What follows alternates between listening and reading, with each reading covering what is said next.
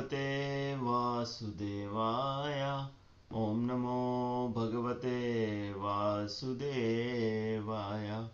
नारायणं नमस्कृत्य नरं चैव नरोत्तमं देवीं सरस्वतीं व्यासं ततो जयमुदीरयेत्। शृण्वतां स्वकथा कृष्ण पुण्यश्रवणकीर्तना हृद्यन्तस्थो भद्राणि विधुनोति सुहृत्सताम्। नष्टप्रायेषु अभद्रेषु नित्यं भागवत सेवया भगवत्येव उत्तमा श्लोके भक्तिर्भवति नैष्टिकी। Reading from Srimad Bhagavatam, Canto 4, Chapter 30, Text 37. Tesham vicharatam padabhyam tirthanam pavanechya bhitasya kim na rocheta tavakanam samagamaha. Translation and purport by His Divine Grace A.C. Bhaktivedanta Swami Srila Prabhupada. Srila Prabhupada ki jai. Dear Lord, your personal associates, devotees, wander all over the world to purify even the holy places of pilgrimage.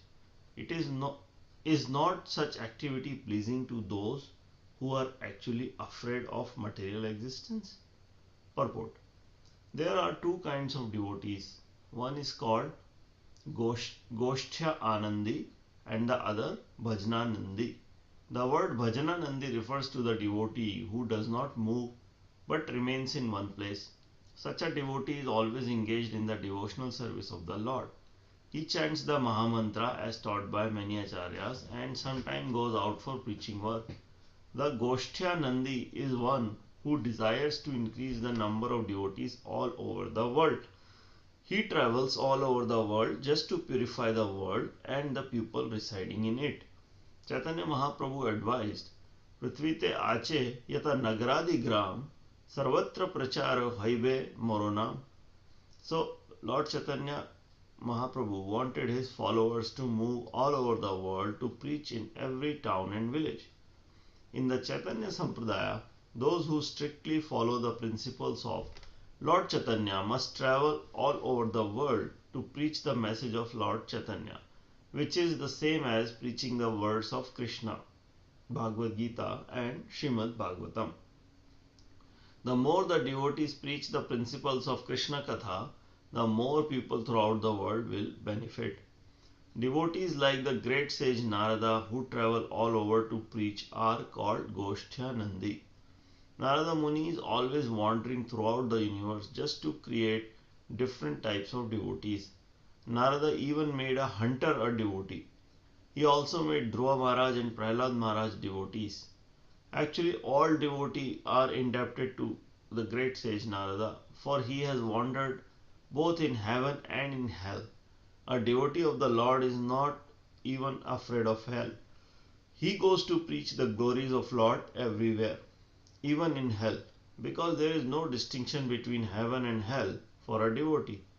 Narayana para sarve na kuchana bibhyati swarga apvarga narkesha api tulyartha darshina.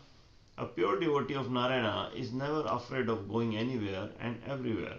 For him, heaven and hell are one and the same. Bhagavatam 6.17.28. Such devotees, wandering all over the world, deliver those who are actually afraid of this material existence. Some people are already disgusted with material existence, being confused and frustrated by material enjoyment. And some people who are intelligent are interested in understanding the Supreme Lord. Both may take advantage of the pure devotees who wanders throughout the world. When a pure devotee goes to a place of pilgrimage, he desires to purify that holy place of pilgrimage. Many sinful men bathe in the holy waters of the places of pilgrimage. They take their bath in the water of Ganges and Yamuna at places such as Prayag, Vrindavan and Mathura. In this way the sinful men are purified, but their sinful actions and reactions remain at the holy places of pilgrimage. When a devotee comes to take his bath at those places of pilgrimage, the sinful reactions left by the sinful man are neutralized by the devotee. तीर्थी कुर्वन्ति तीर्थानि स्वन्तः स्थेना गदाभृता. Bhagavatam 1:13-10. Because the devotee always carries the Supreme Personality of Godhead within his heart, wherever he goes becomes a place of pilgrimage, a holy place for understanding the Supreme Personality of Godhead. It is therefore the duty of everyone to associate with a pure devotee and thus attain freedom from material contamination. Everyone should take advantage of the wandering devotee whose only business is to deliver conditioned souls from the clutches of Maya. Verse 38. Vayam tu sakshat bhagavan bhavasya priyasya sakyushanam sangamena sudishchikitsya asya bhavasya mrityor bhishtaktamam twadya gatim gatasmaha. Translation. Dear Lord, by virtue of a moment's association with Lord Shiva, who is very dear to you and who is your most intimate friend, we were fortunate to attain you. You are the most expert physician, capable of treating the incurable disease of material existence. On account of our great fortune, we have been able to take shelter at your lotus feet. Purport. It has been said, Harim vina na mritim taranti. Without taking shelter of the lotus feet of personality of Godhead, one cannot attain relief from the clutches of Maya, the repetition of birth, old age, disease and death. The Prachetas received the shelter of the Supreme Personality of Godhead by the grace of Lord Shiva. Lord Shiva is the supreme devotee of Lord Vishnu, the Supreme Personality of Godhead. Vaishnavanam Yatha Shambhu. The most exalted Vaishnava is Lord Shiva. And those who are actually devotees of Lord Shiva follows Lord Shiva's advice and take shelter of the lotus feet of Lord Vishnu. The so-called devotees of Lord Shiva, who are simply after material prosperity, are in a way deceived by Lord Shiva. He does not actually deceive them because Lord Shiva has no business deceiving people. But because the so-called devotees of Lord Shiva want to be deceived, Lord Shiva, who is very easily pleased, allow them all kinds of material benedictions. These benedictions might ironically result in the destruction of the so-called devotees.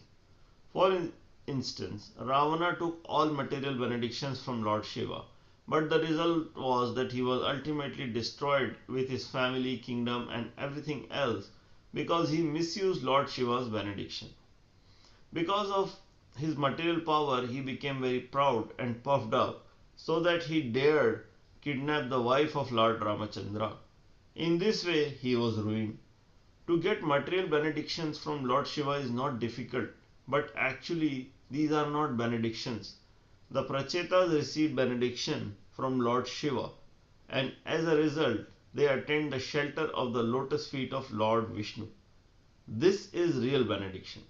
The gopis also worshipped Lord Shiva in Vrindavan, and the Lord is still staying there in Gopishwara. The gopis, however, prayed that Lord Shiva bless them by giving them Lord Krishna as their husband. There is no harm in worshipping the demigods, provided that one's aim is to return home back to Godhead. Generally, people go to the demigods for material benefit, as indicated in Bhagavad Gita 7.20.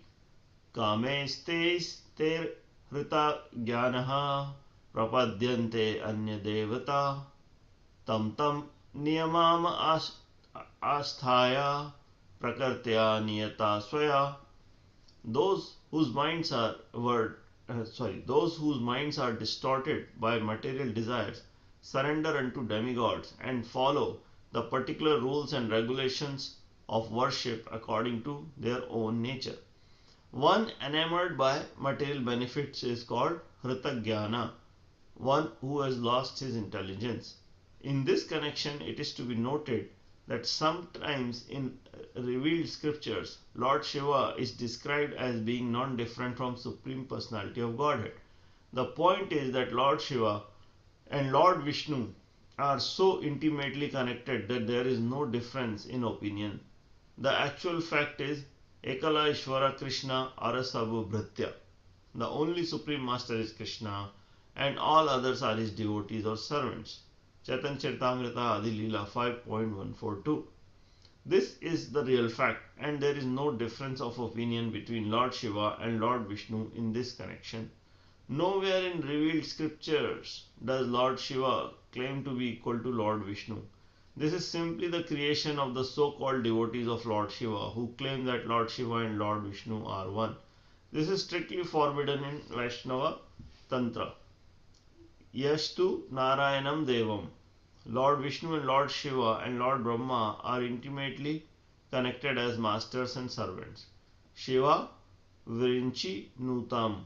Vishnu is honored and offered obeisances by Lord Shiva and Lord Brahma. To consider that they are all equal is a great offense. They are all equal in the sense that Lord Vishnu is the Supreme Personality of Godhead and all others are his eternal servants. End of purport. Namo Om Vishnupadaya Krishna Prishtaya Bhutale Srimate Bhaktivedanta Swamin Iti Namine Namaste Saraswati Deve Gauravani Pracharine Nirvishesha Shunyavadi Pashatya Deshatarine Jai Shri Krishna Chaitanya Prabhu Nityananda Shri Advaita Gadadhara Shivasadi Gaur Bhakta Vrinda Hare Krishna Krishna Krishna Hare Hare Hare Rama Rama Rama Hare Hare. I seek the blessings of all the assembled Vaishnavas so that I can use today's lecture to purify myself. I am going to read from a lecture given by His Grace Vaisheshika Prabhu. Please pardon me if I add my own interpretation to this summary. So, in the first verse, Prabhupada is explaining the two kind of devotees, Bhajana Nandi and Goshtha Nandi. And then he's tells us that Bhajana Nandi is one who stays in one place and chants Hare Krishna. And the activities of Sthita Pragya, or a person who is fixed in consciousness. So Arjuna also asks in Bhagavad Gita to Lord Krishna that what is Sthita Pragya? Somebody who is fixed in consciousness, in spiritual consciousness. So he asks Sthita Pragya ka bhasha. What is his bhasha? What's his language? A person fixed in consciousness has certain language. Then he asks, Sthita pragya ka kya bhasha samadhish tasya keshava sthitati kim prabhashtesha kim asita vrajeta kim. So he says, what does he say? What does a person who's fully absorbed in consciousness speak?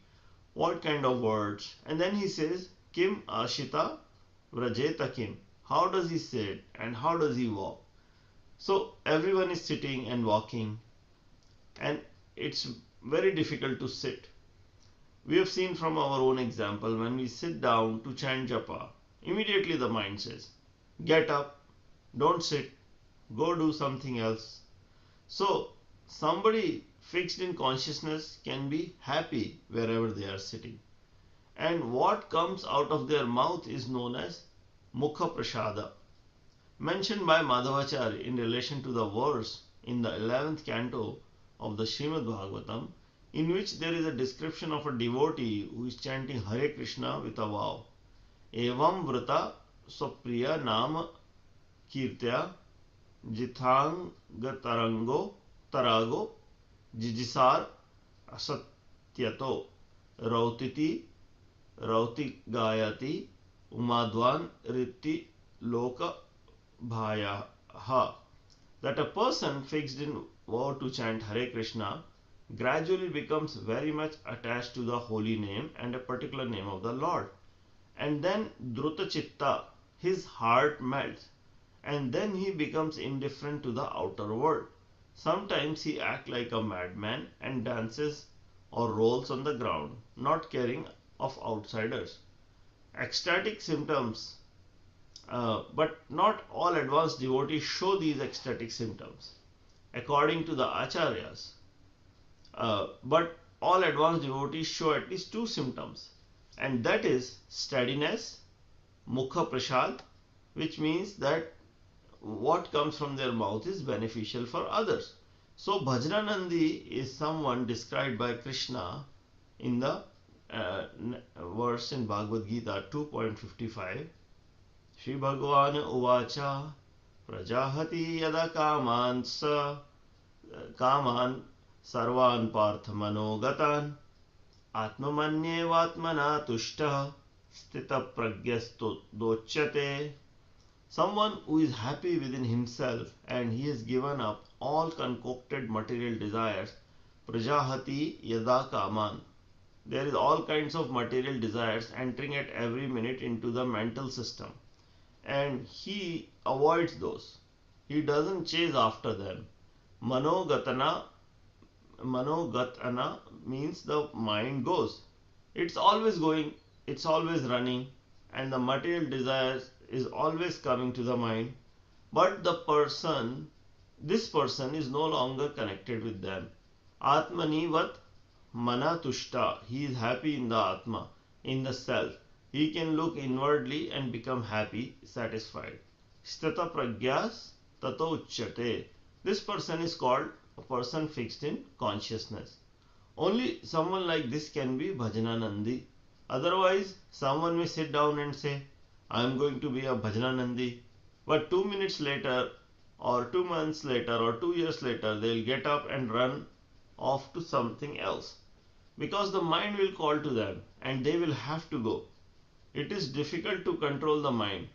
Even Vishwamitra Muni, after 10,000 years of sitting in meditation, he just heard the foot bells of Menaka. He didn't even see her. And all of a sudden he got up. He said, alright, that's enough, I'm going. And then Goshtanandi, on the other hand, have an advantage. This is how Srila Prabhupada presents the advantage of Goshtanandi. That he is in practical samadhi. Because Goshtanandi is engaging all of his senses, all of the desires in preaching Krishna consciousness. Goshtanandi Goshti means mixing with other kind of people, and Anandi means taking pleasure. So Bhajananandi stays by himself, but Goshtanandi mixes up with all kinds of people, which is also an austerity. It's very difficult to deal with people, isn't it? The Goshtanandi has a particular view of world, and that is to do good for others and give others Krishna consciousness in appropriate ways. So he or she is looking at the world and looking at the people of this world in a different way. Ishvara Ishvareti Tad Tada Dineshu Balisheshu Dushta Ta Shuchaha Prema Maitri Kropopeka Ya Karoti Sa Madhyama. The preacher, the person who is moving out as a preacher, sees four kinds of people and make discrimination. First he sees the Supreme Lord and he offers his love. Then he sees devotees and he makes appropriate kinds of friendship with the devotees. Then he sees the innocent and the occupation is so poor, and his occupation is to pour as much mercy as possible. He is always ready, thinking, how can I pour in mercy according to the person's capacity? And for the envious person who is not interested in Krishna consciousness, he is upeksha, he avoids them, he does not engage. So we sing every morning, Samsara Dava Nalalid Loka. So what we are seeing is that this world is like a forest fire and everybody is being cooked. For example, everyone is being cooked in the sun and by the material nature. We are being cooked in this world. Some people are already ripened by that process and they are ready to come off the vine, and other people are not ripe yet. So it's the duty of the preacher to grab them off the tree before they ripe. You don't have to pull the branch down. You just have to look for the ripe fruits. That's the duty of Madhyamadikari, to go around and look. Who is innocent? Oh, is this person open? And then Krishna says in 13th chapter of Bhagavad Gita that some people, due to their tendency to hear, will become self-realized. They are just submissive, so they will listen others. So this is the job of Goshtanandi. He circulates around the world and find the innocents, those who are ready to come to Krishna consciousness. Prabhupada in the purport also talks about the influence of pure devotee, how he changes the atmosphere of world. And we know the story of Dhruva Maharaj. He had such austerity that he was able to stop the universal breathing. And the demigods were feeling suffocated. And they thought, oh, what is this going on? Another demon who is doing tapasya. So they went to the Supreme Lord and said, please stop him. He said, no, no, that's my devotee. So Srila Prabhupada has mentioned that a pure devotee can influence the whole universe because of his intense meditation to the Lord. So in same way, a person who has purity of heart can affect people all over the world by his emanation of purity. This is described by Prithu Maharaj. There is a different quality in speech of such a person because they have no more envy in their heart. And when he says, the words of a pure devotee are like vibration which touches the saffron particles on the lotus feet of the Lord, and they become mixed with those particles. And when we hear the vibration from a pure devotee, that is mixed with the saffron mercy particles, and therefore it moves us to act in a certain way. One can experience for oneself. And Goshtanandi, they are organizing in various ways to make sure everyone is able to take advantage of Krishna consciousness. This is their preoccupation, described by 6 Goswamis of Vrindavan. They are singing, dancing, and they are non-envious. Nirmat Saru Pujitau. They are appreciated by the gentle and the ruffian. And in Chaitanya Bhagavat, we have heard the story that how Lord Chaitanya said his name will be heard in every town and village. So there is a story where he was going from one place to other and singing kirtan, and then he came to an area where a Muslim ruler was ruling, and his soldiers saw what is going on. So many people are following this saint, and they could not believe it. So they went to the ruler and said, somebody has come. He is a saint, and so many Hindus are going to him and following him. So the ruler was a cruel ruler. He had broken the deities in the area, and he was against the Hindus. So he asked him, oh, tell me more about this guy. So they said he just looks like a poor man, not with much cloth, but he's so good, everybody follows him. So the Lord says, oh, don't call him, sorry, the king said, don't call him poor man. And he is what the Hindus call Krishna and the Quran calls Khuda, because I am convinced. So the minister asked him, how are you convinced? So he said, I have so many people working for me, but if I don't pay them for 6 months, they will all leave and kick me out. But this person has thousands of people following him everywhere. He doesn't even pay them anything, and they surrender their entire lives for him. So he has to be God. And like this he became very favorable. So like this we have seen several examples when Chaitanya Mahaprabhu did his Sankirtana movement all over, how people were moved, how people followed him, right? So this is an example of Bhajananandi. Chaitanya Mahaprabhu set the example of Bhajananandi, and he said that we have to preach Krishna consciousness everywhere while tolerating people who are against Krishna consciousness movement. So this is our business, and there is nothing that is more important that we can do. We need to preach this mission of Krishna consciousness to the best of our capacity, and that is our that is how we can pay the respect to previous acharyas and our Guru Parampara. With this I would like to end. Sorry I went little over. वाञ्छाकल्पतरुभ्यश्च कृपा सिन्धुभ्य एव च पतितानां पावनेभ्यो